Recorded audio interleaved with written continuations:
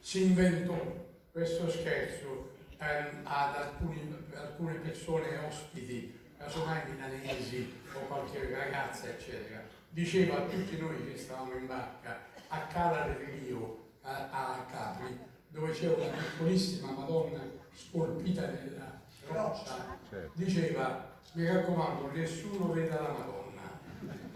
Allora, naturalmente, noi stavamo lì, a un certo punto la vittima diceva: quanto è bella quella Madonna là. Quale Madonna? Quella Madonnina scolpita nella roccia. Tu vedi la Madonna? Insomma, quando per 10 minuti nessuno vedeva la Madonna, alla fine quella si alzava in piedi: io vedo la Madonna. La grande invenzione di Gianni, nessuno vede la Madonna.